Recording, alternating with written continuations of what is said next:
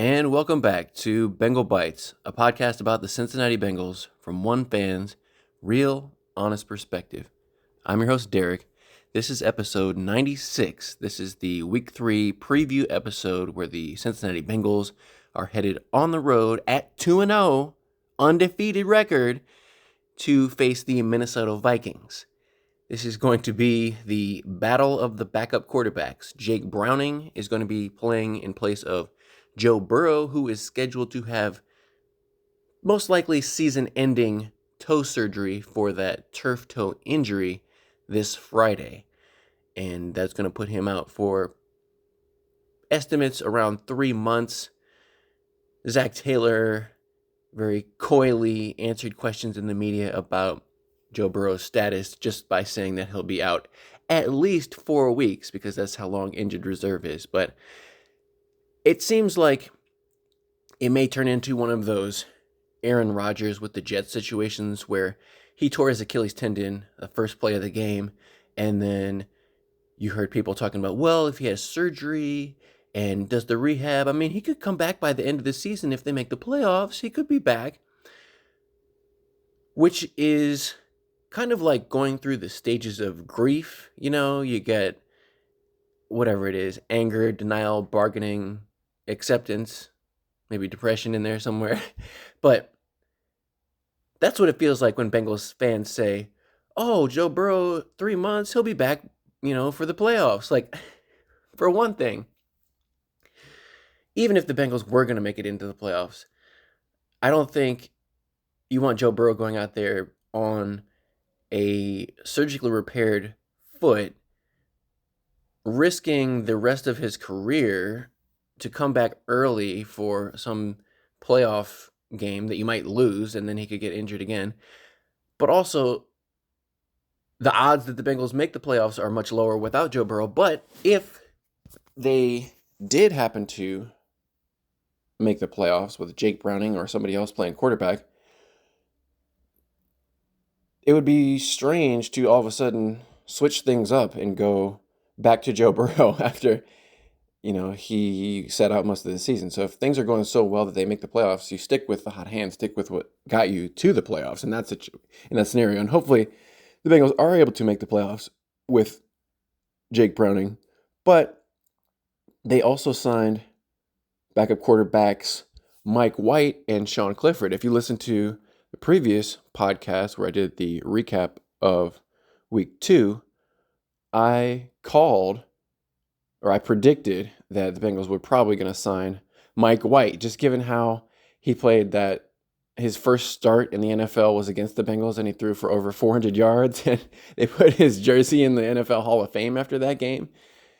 I think it was like the most yards in a quarterback start in I don't know how long, but crazy game. So that's what the Bengals love to do. They claim they have a scouting department, but it seems like every time they sign a player, it's a player that had a good game against them in a previous season. So I feel like I could be a scout for the Bengals a lot of the time because I can just name players who had good performances against them. If you just watch the Bengals games, you can pretty much be a Bengals scout. So Sean Clifford was another one who had a good game 2 preseasons ago with the Packers. The Packers came into Paycor Stadium, beat the Bengals, and I think Sean Clifford might have had 2 or 3 touchdowns. He looked good. He looked accurate. He was on time, playing with a lot of poise and confidence and all that stuff that you like to see out of a professional quarterback. So I'm assuming that's why Zach Taylor wanted him on the roster. But you've got other guys. I'm thinking of like Sheldon Rankins, the defensive tackle last year, who came in and played like 4 games for them. But they were all excited about him because he had like 3 sacks in one game. And it just turned out that the Bengals offensive line was terrible and didn't know how to block. But Bengals signed him up. The Bengals also got Mitch Tinsley, who had a good game against them in the preseason. I think he scored 2 touchdowns. My first ever video on YouTube was about Mitch Tinsley, number 86 for the Commanders. But now he's number 82 for the Cincinnati Bengals, and he had his first catch in the NFL, first target in the NFL came last week when he had that one-handed touchdown catch in the back of the end zone where he didn't even get 2 feet. He got a shin inbounds and came down with a amazing catch. So Jamar Chase has said he's been in his corner saying, if he keeps making plays like that, he's going to be the number one for somebody else, which is kind of funny thinking about how a player could play so well they could not be on the team anymore. Usually you want to stay on the team, but in Mitch's case, he's making the minimum salary you could make. If he got signed to another team, maybe he could get a better contract. So it's a double-edged sword kind of for the perspective of the Bengals. You want him to do well, but if he does well enough, he might sign with another team, because we just signed Jamar Chase and T. Higgins, so they're not going to have enough money to pay out for another big wide receiver. They're pretty much set wide receiver for next few years in terms of big name contracts. Not that they can't, find some money to pay Mitch Tinsley if he really is, the best wide receiver option that they have. Hopefully, some of the other guys start making plays on the Bengals roster. I'm thinking about Andre Yosivage, he's my boy and everything, and he was another one that, best shape of his life, coming in all jacked, 10 extra pounds of muscle in the offseason, and all that's great, looking fast, explosive, blah, blah, blah. Gotta catch the ball. Make some plays, make some catches. You can't go out there and, one catch on basically 6 targets in the game. You gotta start making some plays out there, Andre. So I'm looking forward to that.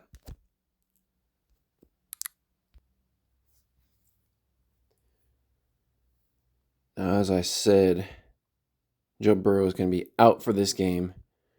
As we know, we're all devastated. But for fans like me, we don't have a choice. We're going to watch the games, no matter who's playing quarterback, whether it's Jake Browning or Mike White or Sean Clifford, whoever it is. If they're wearing stripes, we're going to be rooting for them on Sundays, because the Bengals are my team. Got to root for your team. But as a football fan, it's okay to watch some other games. Other teams have good players. I'm not necessarily rooting for the other teams to win, but when I think about this game coming up, it's going to be a battle of backup quarterbacks. It's going to be Carson Wentz playing for the Vikings because their quarterback, J.J. McCarthy, got injured. I think he hurt his ankle or something. He's not going to play. So we got Carson Wentz versus Jake Browning. And I think I said Aaron Brooks last episode, but it's Aaron Jones, the running back for the Packers. He's on injured reserve with a pulled hamstring. So we're already telling on both sides are going to be depleted. There's injuries on both sides stacking up. And Cam Taylor-Britt is looking like he is in doubt for this game because of a pulled hamstring. Shamar Stewart is doubtful with that ankle. There's a couple other guys on the roster that are dealing with a few injuries. Same thing with the Vikings. They've got guys who are questionable with concussions, and I think an offensive lineman and a linebacker who are maybe not going to play in the game on Sunday. So it's already week 3, but injuries are piling up throughout the NFL. And like I said, you still have to be a fan of your team, but it's okay to watch other games if you don't necessarily want to watch a bunch of backups playing each other. You can, have Red Zone on and still be rooting for the Bengals. I'm going to root for the Bengals either way, but it's kind of like, I was trying to think of what's an analogy for this. It's like when Michael Jordan retired from the Chicago Bulls, and, they were like, well, don't worry, we still have Scottie Pippen and B.J. Armstrong and, Judd Bushler or whatever, like Steve Kerr, I guess there was on, but they still got guys. But if you're a Bulls fan back in the 90s, you wanted Michael Jordan, just like if you're a Bengals fan now, you want Joe Burrow. It's not the same with Jake Browning. I know Jake Browning's a good player and everything, but especially because we spent, so much of the offseason anticipating a season of a healthy Joe Burrow and imagining what it could be like, and he's going to be the MVP and break all the records. And just out of morbid curiosity, I went back and listened to the Athletic podcast about the Bengals from last week before the game. And they, before the game, were talking about how, because they are sponsored by a casino, basically. They're sponsored by betting companies. They're advertising on their podcast how you can place bets on how much Joe Burrow is going to throw for in terms of yards. How many touchdowns is Joe Burrow going to have in the game? And then all of those things turned out to be losing bets. Everything. If you bet on Joe Burrow to go over X yards or whatever, you lost your money last week. That's why I say, don't bet, don't gamble on sports. But all that anticipation, all that excitement, and then what would it be like to have like that taken away so soon? Just in week 2, he only made it through basically 5 quarters of football, 5.5 quarters, and then got injured. That would, if I was trying to think of an analogy, it would be like if you met the love of your life, everything was great, got married, went on the honeymoon, and then your new spouse got eaten by a shark while you're out scuba diving or something. It's like, man, that was such a great start to the relationship. We're going to have the rest of our lives. And then fate intervened and took it all away. That's kind of what it felt like. It felt like Joe Burrow got eaten by a shark on our honeymoon and we had to say goodbye too soon. Everything was great, and then it all had to come crashing down. But that's the trouble with worshiping heroes in pop culture. I know the political climate these days, there's a lot of talk about political violence and assassinations. I'm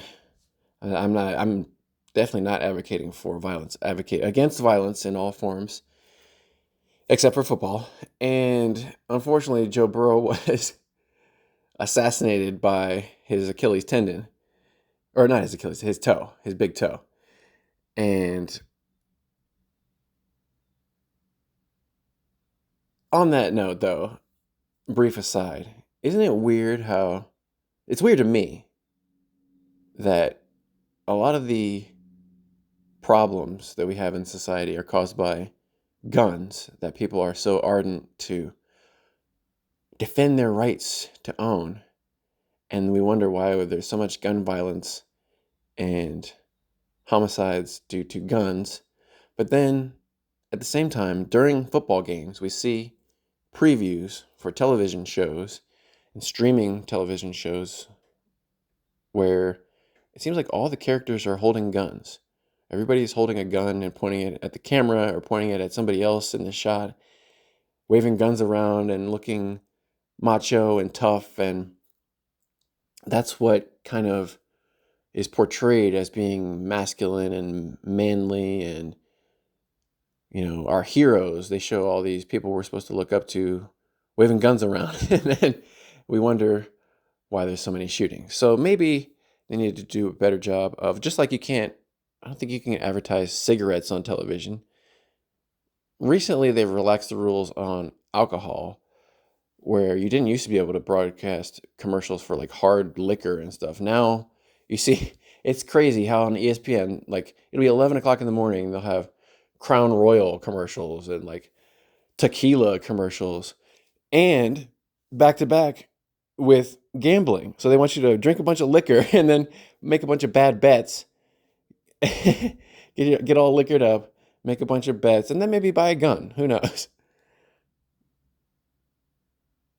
But that's why I say, don't gamble, don't drink, and don't shoot off a bunch of guns for no reason. But anyway, that's my political aside for the episode. To the game. I'm excited to see what the Bengals offense looks like with Jamar Chase and T. Higgins. Hopefully they can get a running game to support Jake Browning. The one thing Jake Browning does is get the ball out of his hands quickly. He's not a scrambler. Joe Burrow had talked about how he wants to extend the plays like he's Patrick Mahomes or Josh Allen or somebody, Lamar Jackson, but he's not that, and he's definitely not that with a busted up toe. Jake Browning's going to go play his old team in the Minnesota Vikings. We all know the last time Jake Browning played them, he beat them at home with the T. Higgins deep catch where he like extended the ball out over the end zone at the last second. And Jake Browning said they never should have effing cut me and all that stuff. So Jake Browning has plenty to play for, but at this point, the Bengals should have a good idea of what Jake Browning is good at and what plays work for him. It was crazy how as soon as Jake Browning came in, the offense seemed like it worked better than when Joe Burrow was in. So it was like, are they calling different plays?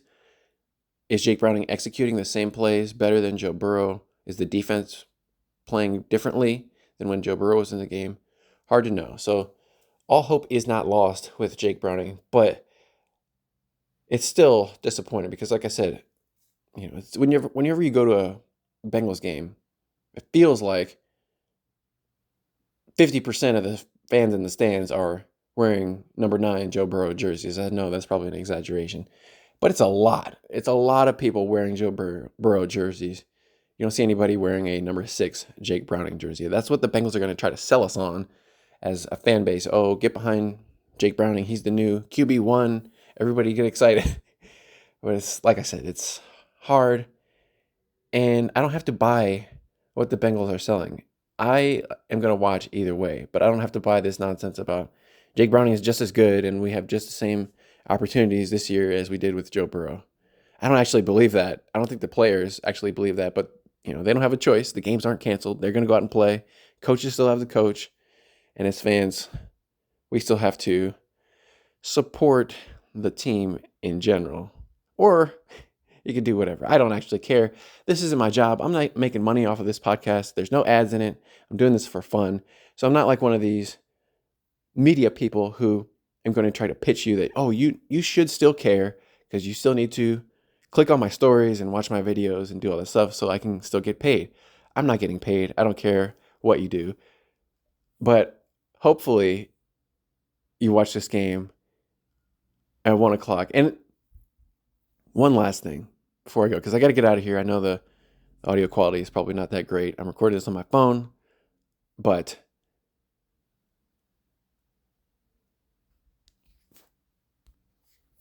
it's a shame Joe Burrow didn't even get to play in any of the primetime games that the Bengals had on their schedule. They had 4 primetime games, like 8:30, and then another 3 or 4 games in that 4:25 late afternoon window. They're going to get a lot of eyeballs on the team, and I'm sure the broadcasters and sponsors and everybody is disappointed that they're not going to get Joe Burrow because he's a big ticket marketable person, and without him, you got Jake Browning versus Carson Wentz. And outside of like North Dakota or something, most people probably don't care about that matchup. But we'll be back after the game. Let's see if I can get this podcast uploaded. Who knows what's going to happen between now and then.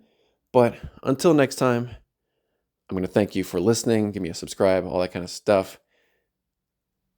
I'm going to leave you with a WhoDey and stay hungry for more Bengal Bites.